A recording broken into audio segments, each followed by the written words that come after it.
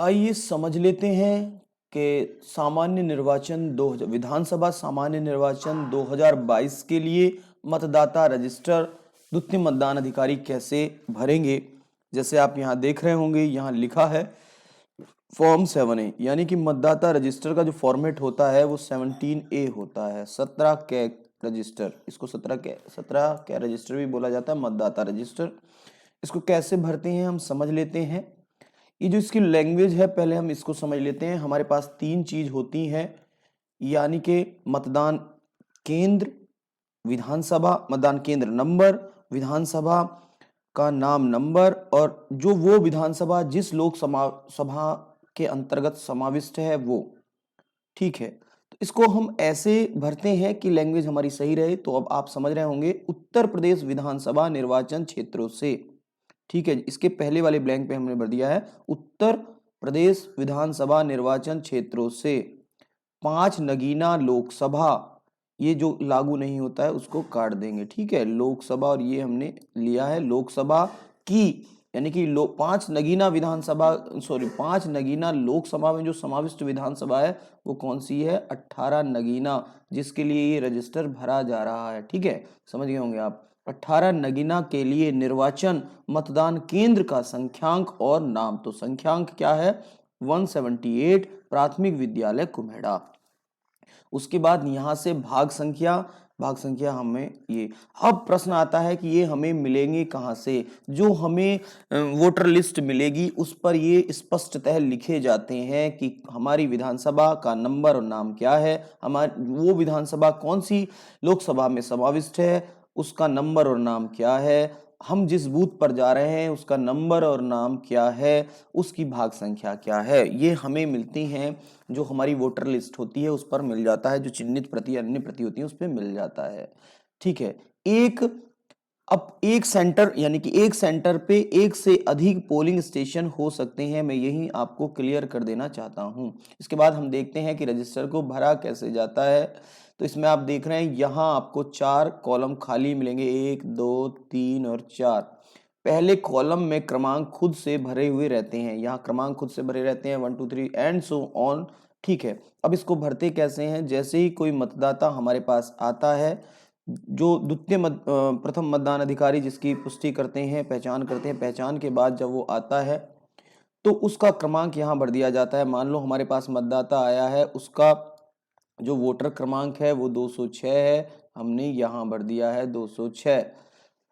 अब पहचान, निर्वाचक द्वारा अपनी पहचान के लिए सबूत जो दस्तावेज प्रस्तुत किया है, इस बार 12 दस्तावेज हैं, ईपिक को छोड़ के 11 अतिरिक्त, तो उसको हम यहाँ लिख देते हैं। यदि ईपिक लाते हैं तो हम यहाँ लिख देते हैं ई और पी। ठीक है, ई और पी, या तो ईपी लिख देते हैं या ईपिक पूरा लिख देते हैं। इपिक पूरा भी लिख सकते हैं या इपिक के लास्ट के 4 डिजिट, इन तीनों में से कोई चीज लिखी जा सकती है, मगर सबसे सरल है ईपी लिखना।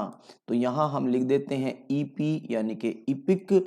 और यहां जो निर्वाचक आता है, यदि वो निरक्षर है तो उसके बाएं हाथ का अंगूठा हम यहाँ लगवा लेते हैं, इस कॉलम नंबर 4 में यहाँ अंगूठा लगवा लेते हैं। यदि निरक्षर है तो यहाँ उसने अंगूठा लगाया है, और यहाँ द्वितीय मतदान अधिकारी इसको अटेस्ट करते हैं कि निशान अंगूठा श्री कामेंद्र सिंह, ये इस तरह से लिख देते हैं, जिनका वो निशान अंगूठा होता है।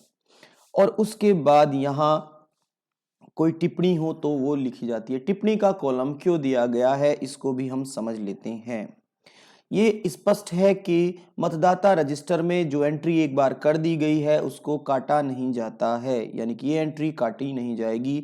ऐसा क्यों कह रहा हूं, मैं आगे आपको समझाऊंगा।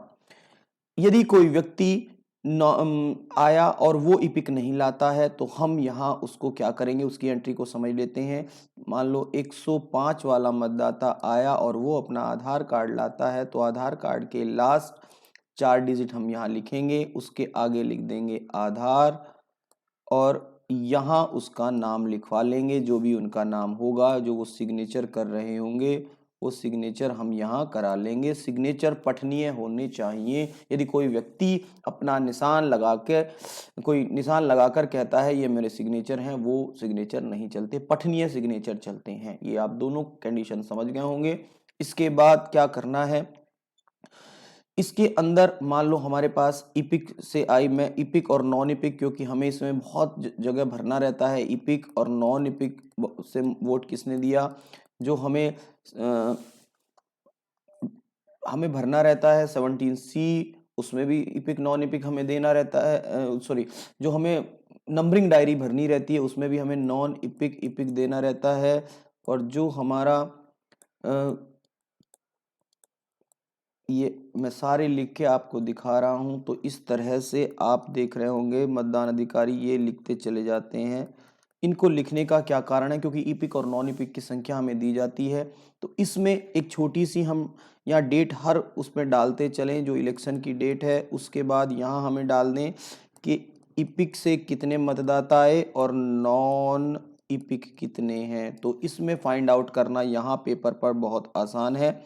यहाँ हम लिख लेंगे कि नॉन इपिक से कितने आए हैं। इस पेज पर नॉन इपिक से हमारे पास एक मतदाता आया है, यहाँ हमने लिख लिया है।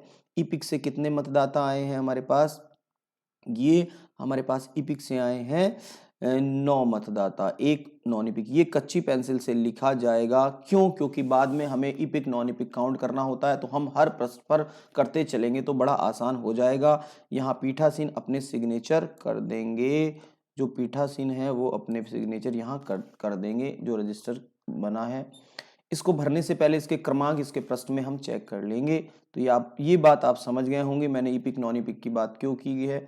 इसके बाद हमने कहा था टिप्पणी के कॉलम को हम समझ लेते हैं। यदि कोई मतदाता ऐसा आता है कि वो प्रथम मतदान अधिकारी, द्वितीय मतदान अधिकारी, उसने यहाँ रजिस्ट्री करा ली है और वो तृतीय पे भी चला गया, बैलेट भी इशू हो गया और उसके बाद वो कहता है मैं वोट नहीं करूंगा, इवन नोटा को भी मैं वोट नहीं करूंगा, तो इसका मतलब वह 49 ओ का यूज करना चाहता है। 49 ओ के तहत वोट को न डालना यानी कि मना कर सकता है। तो इसमें टिप्पणी में हम उस कंडीशन में लिख देंगे कि मतदाता ने वोट डालने से मना किया। यहाँ हम टिप्पणी में क्या लिख देंगे, मतदाता ने, यहाँ लिख दिया जाएगा मतदाता ने वोट डालने से मना किया या मत देने से वोट देने से मना किया। छोटा छोटा लिखेंगे पेन से और उसके नीचे पीठासीन अपने सिग्नेचर कर देंगे और उस वोटर के सिग्नेचर करा लिए जाएंगे। यदि वोटर सिग्नेचर नहीं करता है अच्छी बात है, नहीं करता है तो कोई बात नहीं। इसमें पीठासीन के सिग्नेचर इस टिप्पणी के नीचे करने अत्यंत आवश्यक हैं। समझ गए ये वाला केस। उसके बाद इसमें और टिप्पणी लिखी जाती है, यदि कोई मतदाता आया और वोट की सेक्रेसी भंग कर रहा है, जो पोलिंग प्रोसेस है उसका अतिक्रमण कर रहा है, तो उसके सामने टिप्पणी में लिख दिया जाएगा। वो पूरी प्रोसेस करने के बाद यदि वो सारी मतदाता रजिस्टर में उसकी एंट्री हो जाती है और वो बूथ वोटिंग कंपार्टमेंट में भी पहुंच जाता है और वहां जाने के बाद हमें पता चलता है कि वो सेक्रेसी भंग कर रहा है, बीच में कहीं भंग कर रहा है, तो यहाँ लिख दिया जाता है कि मतदान प्रक्रिया का अतिक्रमण किया गया या मत की गोपनीयता को भंग किया गया। यहाँ लिख दिया जाता है मत की गोपनीयता को भंग किया गया और उसके नीचे पीठासीन सिग्नेचर करते हैं अपने, और यहाँ पोलिंग एजेंट यहाँ जो व्यक्ति है वो सिग्नेचर कर देता है इस टिप्पणी के नीचे। ये हो गया हमारा। एक और कंडीशन है, जब हम इसमें टिप्पणी देते हैं, एक टिप्पणी और हम समझ लेते हैं कौन सी टिप्पणी।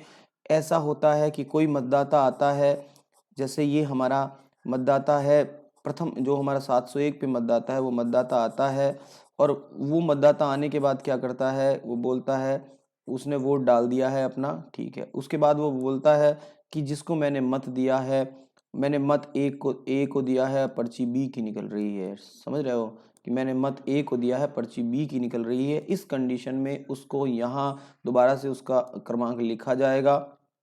यहाँ हमने उसका दोबारा से क्रमांक लिख दिया है। जो ये व्यक्ति है उस जो इपिक है, इपिक से ही वोट डाल रहा है वो, ठीक है। उसके बाद यहाँ उसका अंगूठा निशान हमने ले लिया है, यहाँ अंगूठा निशान ले लिया है। उसके बाद उससे 49 MA के तहत घोषणा करवाई जाएगी। जो घोषणा पीठासीन कराते हैं उसमें 3 मंथ का कारावास और 1000 रुपये अर्थदंड होता है, या दोनों हो सकते हैं। सजा को 6 माह तक भी बढ़ाया जा सकता है यदि उस वोटर का दावा गलत निकलता है। उसको समझाया जाता है, वो नहीं मानता है तो उससे घोषणा लिखित में लेके फिर पीठासीन अधिकारी और पोलिंग एजेंट उसके साथ वोटिंग कंपार्टमेंट में जाते हैं। अब उसका वोट खुला है। पहला वाला जो मत है, ये फर्स्ट वाला मत, उसी का जो मत है वो मत उसका गुप्त था, मगर ये खुला है। उसने जिसको मत दिया है, मान लो उसने पहले अभ्यर्थी को मत दिया है, तो यहाँ हमने उसका क्रमांक लिख दिया है। अभ्यर्थी का क्रमांक, उसका क्रमांक क्या है? 1। और अभ्यर्थी का नाम क्या है? अभ्यर्थी का नाम है, जो नाम है वो यहाँ लिख दिया गया है। मान लो उसका नाम ए है, तो वो यहाँ लिख दिया गया है। तो इस तरह से टेस्ट वोटर के लिए भी हम इसमें रजिस्टर में एंट्री करते हैं। आप समझ गए होंगे, रजिस्टर की टिप्पणी में एंट्री करते हैं और इसके नीचे फिर पीठासीन और वो व्यक्ति साइन कर देते हैं। ये समझ गए। इस वाले वोट को, जो यदि उसका दावा सही निकलता है, पोलिंग प्रोसेस रोक दी जाती है। कि दावा गलत निकलता है तो जो प्रावधान है उसके तहत उसको पुलिस के हवाले कर दिया जाता है। और इस एंट्री को 17C में भी इसी प्रकार किया जाता है, क्योंकि ये खुली प्रोसेस है, ये बता दिया जाएगा। इस तरह से आप समझ गए होंगे।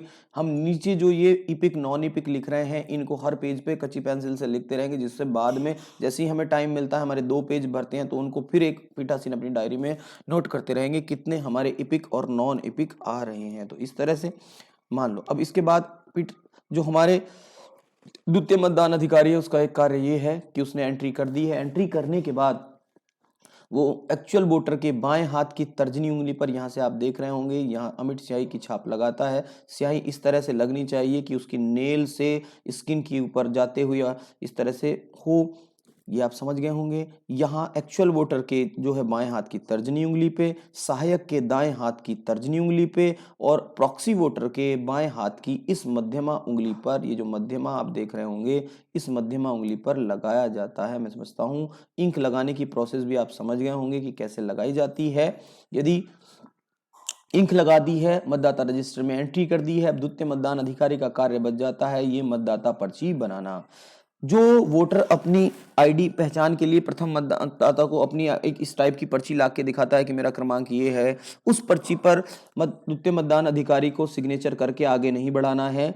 जो हमें रवानगी वाले स्थान से मतदाता पर्ची मिली है, उसी पर्ची पर हम यहाँ उसका क्रमांक लिखेंगे। मान लो उसका क्रमांक था 206, जो मतदाता हमारे पास आया था, जिसके हमने एंट्री की है, जिसके हाथ पे हमने स्याही लगाई है, उसका 206 क्रमांक यहाँ लिखा है। निर्वाचक नियमावली में प्रविष्ट निर्वाचक की क्रम संख्या क्या है? वो 701 पर उसको हमने प्रविष्ट किया है। अब मतदाता जो द्वितीय मतदान अधिकारी है, PO2 है, वो यहाँ अपने लघु सिग्नेचर कर सकता है। मान लो वहाँ कोई हमारे कोई भी मतदाता है जिनका नाम प्रीत है, तो वो P बना के रोल भी कर सकते हैं, इनिशियल भी चल जाते हैं। ठीक है, तो ये इस तरह से द्वितीय मतदान अधिकारी के जो कार्य थे, जो उनको करने हैं, वो मैंने बता दिए हैं। इसके बीच में एक चीज़ और मुझे बताने की है। जो ASD वोटर आ जाते हैं, ASD वोटर आएंगे, ASD वोटर आने की दशा में जो यहाँ टिप्पणी का, जो यहाँ हमारा हस्ताक्षर वाला कॉलम है, इसमें यदि कौन आता है, हमारे पास आता है ASD वोटर। ASD जो सूची हमको दी गई है, उसके तहत कोई वोटर आता है, तो उसमें ASD वोटर अपनी एक भरता है, एक डिक्लेरेशन देता है पीठासीन को।